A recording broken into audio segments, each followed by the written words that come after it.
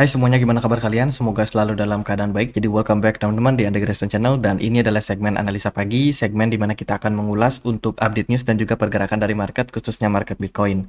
Teman-teman, hari ini kita berada di tanggal 20 Desember 2023. Kita akan mulai dulu pembahasannya dari kalender ekonomi. Hari ini kita akan dapat beberapa data penting. Salah satunya adalah data inflasi CPI untuk Inggris. Kemudian dari Amerika Serikat akan ada data soal CB Consumer Confidence, kepercayaan konsumen. Kemudian juga akan ada penjualan rumah lama dari Amerika Serikat. Dan dari news ini kita mungkin akan mendapatkan impact terhadap pergerakan dari market, khususnya market-market yang berhubungan sama valuta asing, which is itu dolar atau pound sterling. Kemudian dari berita kemarin, sedikit review aja. Kemarin ada data soal CPI dari Uni Eropa, dan hasilnya dari core menunjukkan tren penurunan, which is ini bagus banget untuk perekonomian ke depannya karena inflasi pelan-pelan sudah mengalami penurunan. Kita akan langsung next ke beberapa news yang cukup hype di perdagangan kemarin, teman-teman. Jadi FTX dikabarkan sudah menjual sekitar 500 juta US dollar di bulan Desember 2023 ini. FTX melakukannya karena memang harus membayar ya, teman-teman, harus membayar dana investor yang memang wajib mereka bayarkan terkait dengan kebangkrutan FTX kemarin. Jadi ada beberapa token yang memang dikabarkan sudah dijual, teman-teman. Ada Solana yang paling tinggi, Bitcoin senilai 21.000, kemudian juga ada Ethereum, APT, XRP. Ini adalah token-token yang dikabarkan sudah berhasil mereka jual, teman-teman. Dan kedepannya masih akan ada penjualan lebih lanjut lagi. Jadi itu ya kemarin yang membuat market sedikit terguncang. Kemudian dari berita yang lain, ini juga datang dari BlackRock yang saat ini sudah mendapatkan ticker.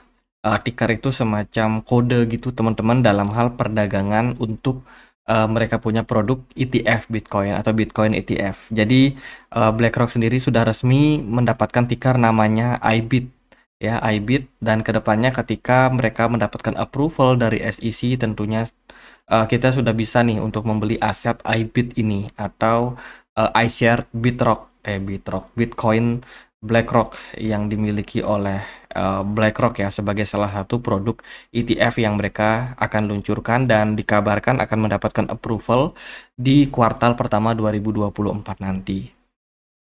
Ini adalah statement resminya atau surat resminya di mana mereka sudah mendapatkan yang namanya ticker terbaru, yang tentunya akan bisa menjadi kode bagi mereka yang ingin memperdagangkan aset ETF dari BlackRock.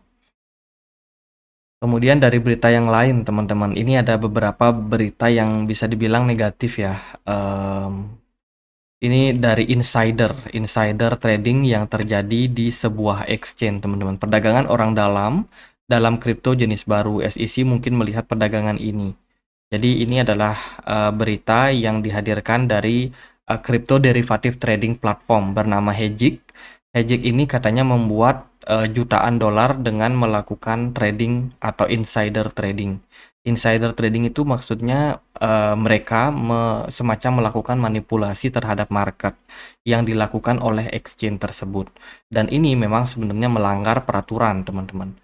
Jadi platform perdagangan derivatif Hedgehog baru saja menghasilkan jutaan dolar melakukan perdagangannya sendiri, membuat token yang diterbitkan oleh project afiliasi. Jadi Hedgehog ini selain melakukan trading juga, dia juga bikin token, yang mana token tersebut itu mereka paling banyak punya, sehingga mereka punya kesempatan untuk memanipulasi market. Makanya itu penting kalau teman-teman mau masuk ke sebuah project, make sure teman-teman masuk ke project yang sifatnya tidak ada satu wallet yang mendominasi sebuah token. Artinya kepemilikan dari sebuah token itu tidak didominasi oleh satu wallet. Nah, ini seringkali bisa berdampak sama insider trading. Akibatnya adalah manipulasi terhadap market. Sometimes dia bisa nge-pump tinggi, dan ketika harganya sudah tinggi, ya si pemilik token dengan jumlah besar di satu wallet ini bisa ngedam market secara tiba-tiba, dan itu menyebabkan kerugian banyak pada investor. Makanya berbahaya banget, teman-teman. Ini insider trading. Kemudian dari berita yang lain ada game yang running di blockchain Solana, yaitu Aurori ya, yang dikabarkan sudah exploit, teman-teman, dieksploitasi dengan kerugian sampai 830.000 US dollar, teman-teman, saat mereka melakukan bridge antara Solana ke Arbitrum. That's why kemarin kan sempat tuh error ya untuk jaringan Arbitrum. Teman-teman dipadamkan sementara karena memang masalah nge-lag dari jaringannya. Ini diakibatkan juga karena ya salah satunya adalah permainan Aurori yang mirip kayak Pokemon Battle ini yang mendapatkan serangan dan menyebabkan kerugian, teman-teman. Kemudian dari berita yang lain, ini ada soal masalah inscription atau masalah pencatatan gitu ya. Pencatatan dan menyebabkan dihentikannya yang namanya sebuah perdagangan di dalam sebuah blockchain atau transaksi di setiap blockchain. Ini kita ambil datanya dari Cointelegraph, teman-teman.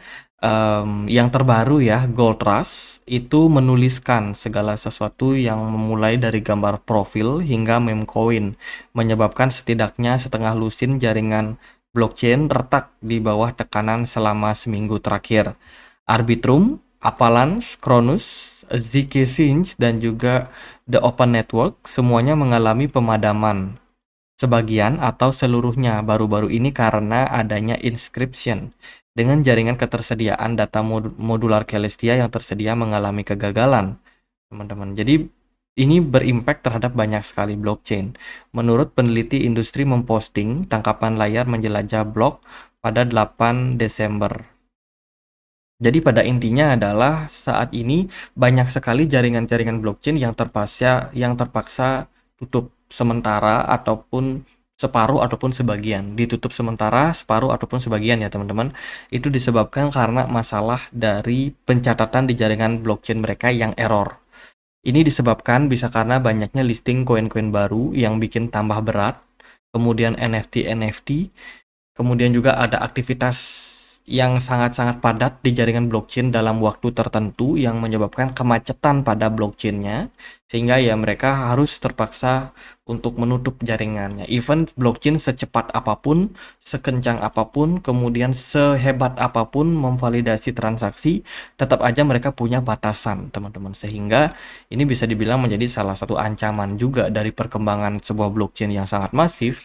Ternyata adopsinya juga semakin banyak, dan bila mana itu membludak, itu juga bisa menyebabkan error dari masalah transaksinya, teman-teman. Jadi ini yang terjadi dalam beberapa waktu terakhir terhadap beberapa blockchain seperti Arbitrum, Avalanche, Cronus, kemudian zkSync, dan juga Open Network, dan lain sebagainya juga akan berpotensi blockchain yang lainnya. Ini juga berita soal gas fee yang melonjak imbas inscription. Jadi benar-benar nih masalah Avalanche ini disoroti karena memang terjadi peningkatan jumlah transaksi di platform Trader Joe ya yang dimiliki oleh Avalanche, teman-teman, yang running di Avalanche, menyebabkan gas fee-nya meningkat. Ya itu tadi karena masalah membludaknya transaksi yang terjadi karena memang ya diluncurkannya meme token, kemudian aktivitas-aktivitas di jaringan yang semakin padat. Kemudian juga ada berita gugatan dari seorang investor bernama Samuel yang menuduh Lido DAO itu melakukan semacam manipulasi, teman-teman, manipulasi terhadap perdagangan di platform Lido Finance. Ya, ini diberikan sebuah gugatan, teman-teman, oleh salah satu investor yang menuduh bahwasanya Lido ini ya melakukan semacam insider. Ya, itu yang tadi kita sudah bahas di awal, insider ini memang benar-benar parah. Tapi ini baru tuduhan, teman-teman, belum pembuktian ya. Kita nggak tahu pengadilan nanti akan memutuskan seperti apa. Tapi yang pasti Lido digugat. Itu mungkin bisa menjadi salah satu sentimen negatif buat LDO. Terus berita yang lain datang juga dari Zilliqa. Zilliqa dikabarkan kemarin memang mengalami masalah error pada jaringannya. Komunitas yang terhormat, kami menulis ini untuk memberitahu Anda tentang situasi kritis yang saat ini terdampak pada jaringan blockchain Zilliqa. Jaringan saat ini mengalami masalah teknis mengakibatkan gangguan pada pemblokiran produksi. Lagi-lagi ini juga dialami oleh Zilliqa. Selain tadi beberapa blockchain yang kita sudah sebutkan. Jadi memang belakangan ini terjadi kepadatan aktivitas di jaringan blockchain yang menyebabkan error, teman-teman. Dan ini masif terjadi di banyak sekali project. Kemudian ini ada berita juga datang dari SEC yang kabarnya menunda timeline keputusan Grayscale Ethereum Futures ETF, teman-teman. Lagi-lagi SEC memutuskan untuk melakukan penundaan yang kabarnya sih di bulan Januari deadline-nya, tapi sepertinya masih bakalan ditunda.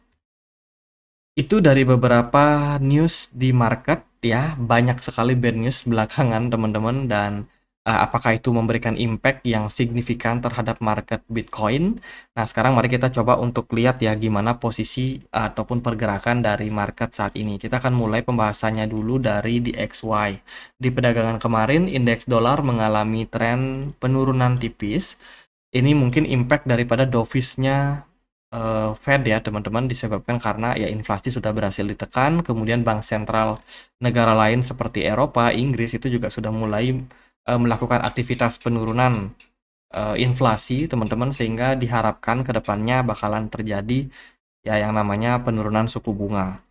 Kalau kita perhatikan dari pergerakan market yang lain, S&P 500 masih menguat, XAU juga cenderung menguat. Sementara dari Bitcoin sendiri kemarin sempat positif, teman-teman. Bitcoin sempat naik sampai 44.000, cuman dia kayaknya kepentok di sana. Oh, 43.000 ya, 43.000 something, teman-teman. Tapi nggak berhasil menguat lebih lanjut, dan di perdagangan tadi malam Bitcoin justru tertekan ke 42.200, dan sekarang market masih didominasi sama tren penurunan. Jadi kenaikan yang terjadi di perdagangan kemarin itu hanya sesaat saja. Dilihat dari beberapa potensial pergerakan, memang di perdagangan kemarin itu terjadi peningkatan volume transaksi yang lumayan tinggi. Cuman memang kalau teman-teman nonton di video analisa analisa pagi kita yang kemarin ya, kita deteksi coba dengan indikator Loken yang bisa menunjukkan kepada kita posisi dari smart money. Kemarin memang benar terjadi peningkatan volume, tapi peningkatan smart money yang terjadi itu tidak sesignifikan yang kita expect, dan ternyata pergerakan Bitcoin di perdagangan kemarin masih kena reject di level resistance kisaran 43.600-an something, dan sekarang mengarahkan pergerakan Bitcoin cenderung pada fase korektif lanjutan. Dari pergerakan di time frame daily, kita melihat bahwa kita sebelumnya sempat create satu candle positif, bullish engulfing, teman-teman. Cuman kita sebenarnya lebih confidence kalau kita akan dikonfirmasi dengan satu candle hijau di perdagangan hari ini. Tapi ternyata selling pressure muncul dan membuat Bitcoin mengalami penurunan, sehingga ya kemungkinan dari bullish engulfing ini tidak terkonfirmasi bila mana kita hanya closing dengan candle merah saja. Jadi ada semacam fluktuasi yang memang terjadi pada pergerakan dari market. Sekarang pergerakan Bitcoin lagi ketahan di level resistance di kisaran area 42.000-an, teman-teman. Dan berpeluang untuk kembali melanjutkan penurunan bila mana trennya masih dalam tekanan jual, dengan target bisa ke 38.000 untuk Bitcoin. Sementara dari analisa yang lain, aku kemarin sempat expect nih kalau pergerakan Bitcoin ini bisa membentuk yang namanya descending channel, atau mungkin kita bilangnya bull flag ya teman-teman. Ekspektasinya sih seperti itu.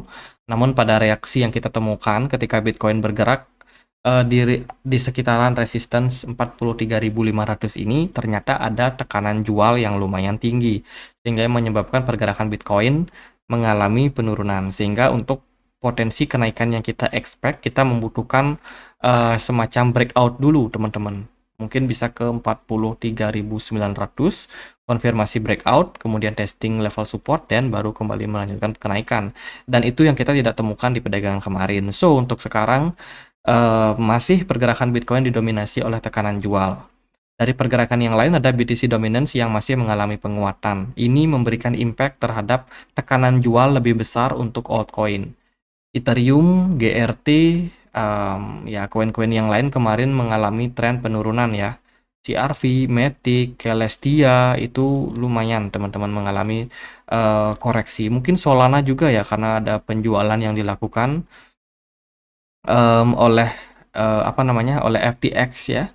Dari BNB justru malah agak strong teman-teman. BNB ini memang belakangan cenderung berbeda sendiri sama pergerakan dari kripto yang lain ya. BNB masih strong, bergerak di kisaran 25.500, 253.000, sorry teman-teman. Jadi itu dari beberapa market Bitcoin ya masihlah korektif teman-teman. Untuk sekarang kita masih melihat Bitcoin dalam fase konsolidasi, belum ada sinyal bullish lanjutan untuk Bitcoin, sementara masih didominasi oleh koreksi. Kemungkinan sih masih bakalan terjadi dalam beberapa hari ke depannya. Jadi kita pantau aja market seperti apa. Untuk sekarang ya masih tektokan sih teman-teman, masih harus bersabar ya teman-teman. Masih konsolidasi cenderung sideways. Ya sometimes dia spike naik tapi buyers masih belum cukup kuat untuk membuat pergerakan Bitcoin naik terus teman-teman. Jadi paling gitu aja buat update kali ini untuk Bitcoin News sama pergerakannya. Semoga video kali ini bisa bermanfaat.